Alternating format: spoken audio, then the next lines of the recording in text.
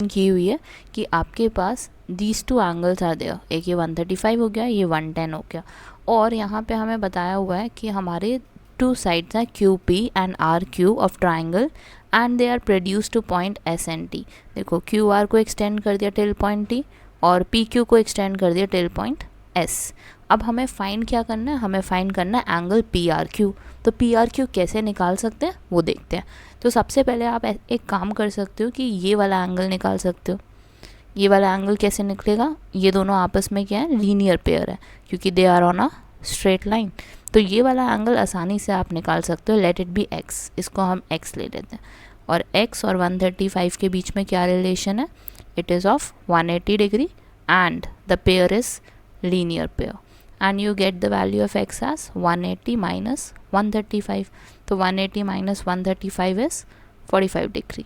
So this is done, ये वाला part हो गया। ये अब हमने क्यों निकाला है वो देखते हैं, क्योंकि हमारे पास एक थ्योरम है एक्सटीरियर एंगल थ्योरम, और उसमें क्या होता है कि अगर आपके पास दो इंटीरियर ऑपोजिट एंगल्स हैं, वो किसके इक्वल होते हैं, एक्सटीरियर एंगल के। ये हमारा बाहर वाला एंगल हो गया, ये दोनों हमारे इंटीरियर हो गए and they must be opposite to each other. इन दोनों का सम मिला के किसके इक्वल होगा, एक्सटीरियर एंगल के। सो दिस इज़ 45 और ये वाला एंगल हमारा नोन नहीं है। 45 plus P R Q is equal to 110। कौन सा पेयर है ये, exterior angle property. Exterior angle property क्या बोलते हैं, sum of two opposite interior angles is equal to exterior angle. So now we can easily find the value of PRQ. It will be 110 minus 45 and this will give you 110 minus 45 will give you 65 degree. So yeah, this is your answer for question number 1.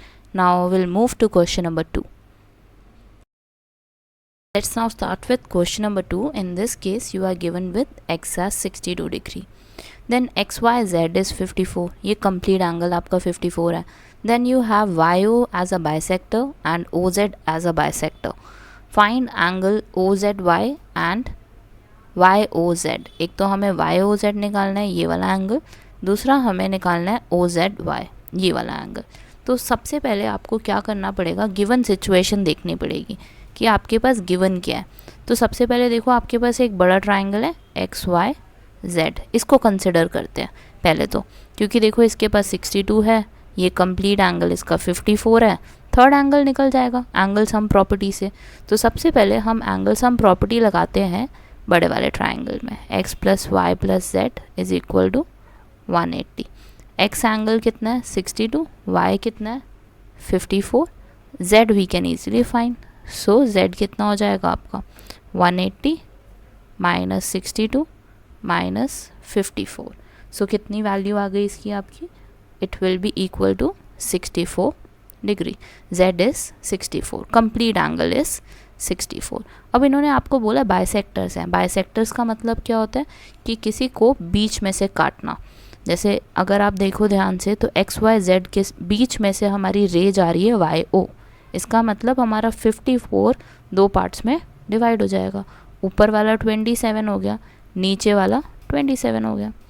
तो ये वाला angle हमें पता चल गया। यहाँ पे भी हमें पूरा एंगल पता है 64 है, तो इसका आधा कितना हो जाएगा 32। 32 ऊपर 32 नीचे। अब हमें कौन सा एंगल निकालना है, वाई ओ जेड। अब आप कौन सा ट्राइंगल लोगे, you will take smaller triangle which is Y O Z, और उसमें से हमें दो एंगल्स तो ऑलरेडी पता है, एक 27 है और दूसरा 32 है, और तीसरा हमारे लिए कौन सा है, Y O Z, which will be equal to 180 and you will write angle sum property in the bracket. Now we can easily find the value of yoz.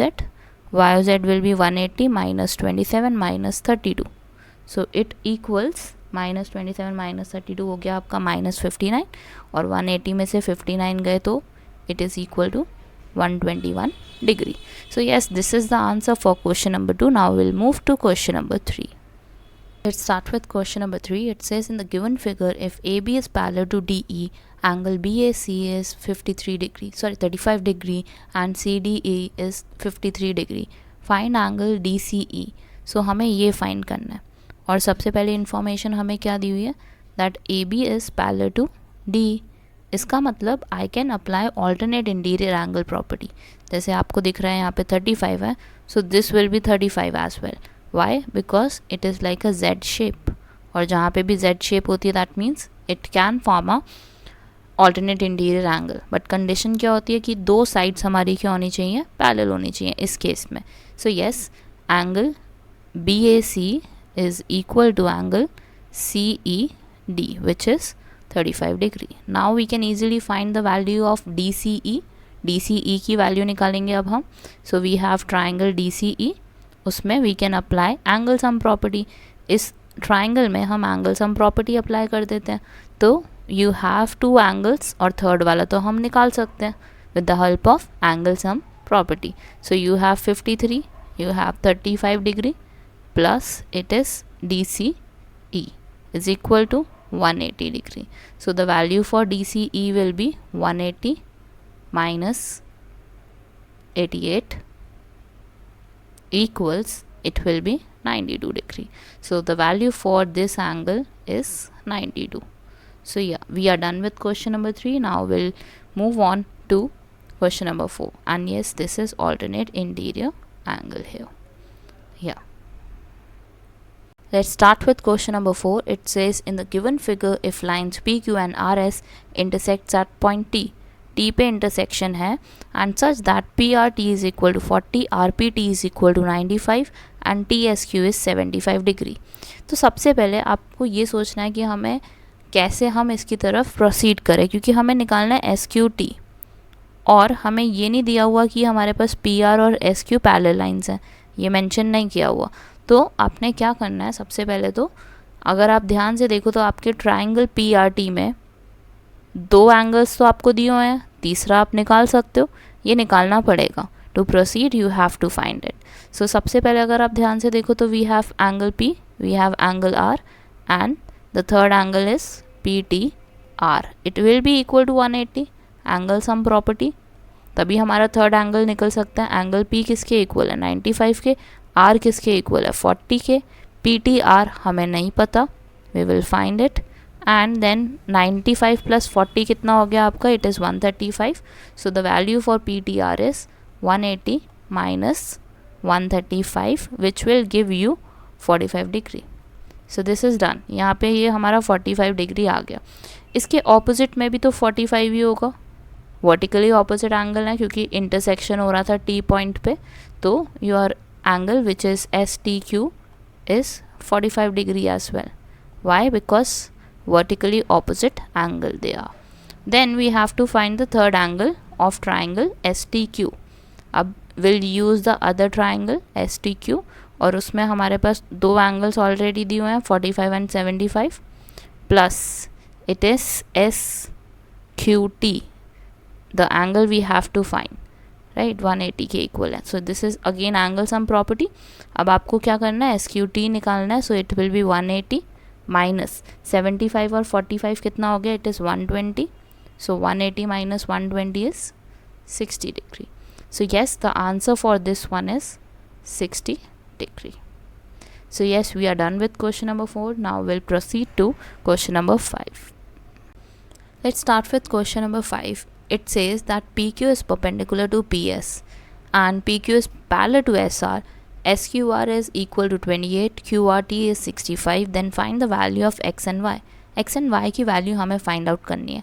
सो अगर आप ध्यान से देखो तो X और 28 के साथ हमारा किसका रिलेशन है, 65 का, क्योंकि ये क्या बन रहा है हमारे, they are like a alternate interior angle.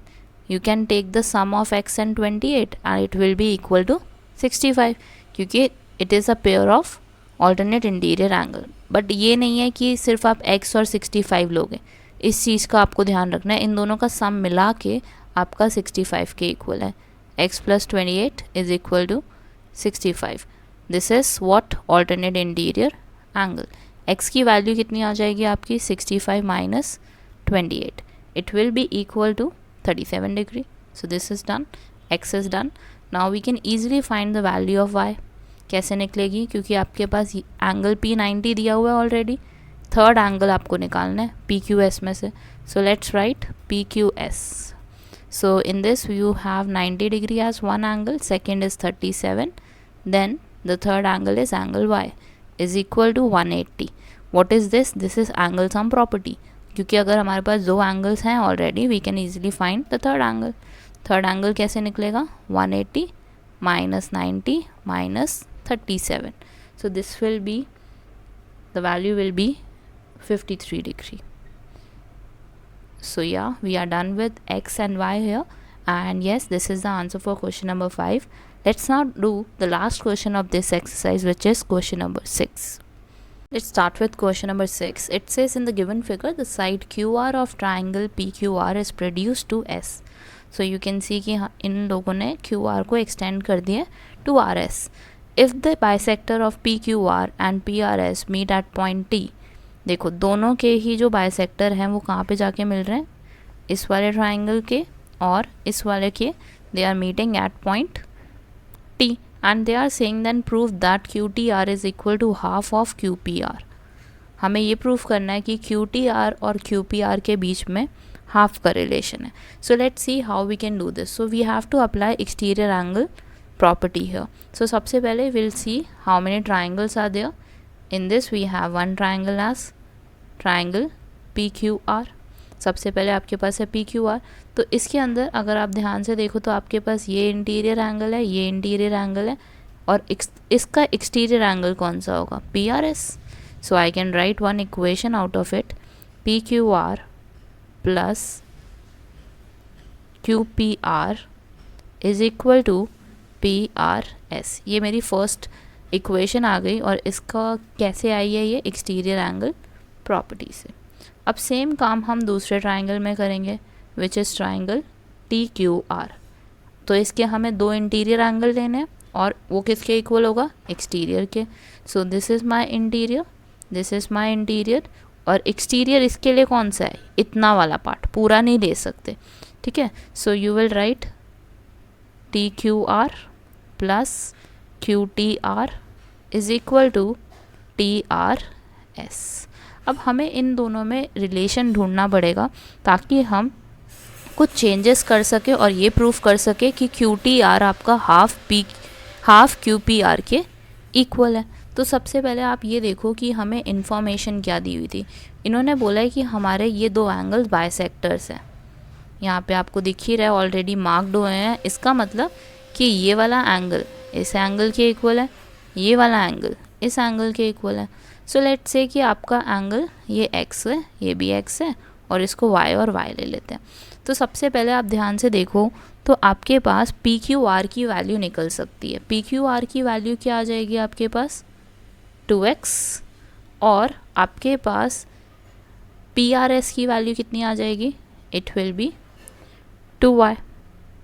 और हमारा एंगल x क्या हो सकता है? एंगल x को हम क्या लिख सकते हैं? टी क्यू आर भी लिख सकते हैं. सो 2 into angle T Q R. अब 2y को करो, 2y का मतलब क्या हो जाएगा? हम टी आर एस भी लिख सकते हैं, इसको एंगल टी आर एस लिख देते हैं. ठीक है, समझ आया होगा आई थिंक आप लोगों को. मैंने आसान करने की कोशिश की है इसको कि हमारा कैसे P Q are twice of t Q R है और P R S twice of t R S है. तो अब आपके पास ध्यान से देखो तो कुछ वैल्यूज़ ऐसी हैं जिसको हम चेंज कर सकते हैं और दूसरी फॉर्म में कन्वर्ट कर सकते हैं. तो I will be using this equation, first equation, and will change the values of it. P Q are हमारा किसके इक्वल है? क्यू पी आर देखना पड़ेगा और पी आर एस.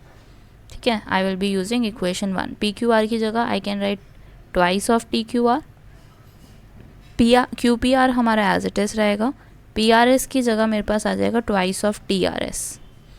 ठीक है, अब एक काम करते हैं कि ये जो हमारी वैल्यू है ये वाली twice of t Q r, उसको राइट साइड ले जाते हैं. So this will be twice of t are s minus twice of t Q R.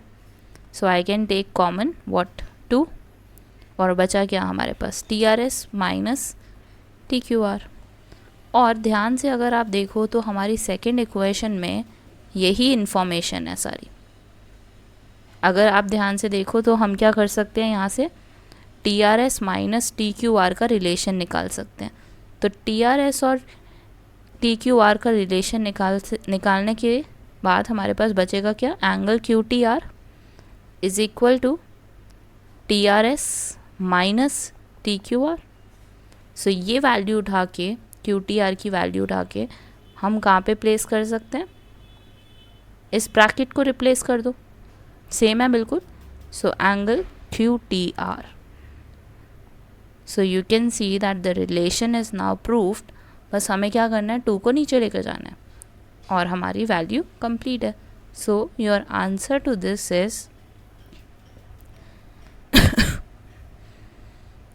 QTR is equal to half QPR.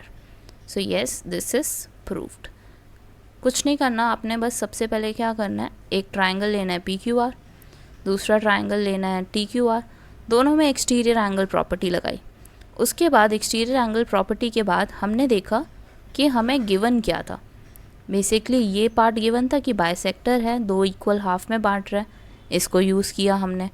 फिर हमने यहाँ पे देखा तो ये भी, यहाँ पे भी बाइसेक्टर था, 2 इक्वल हाफ में बट रहा था।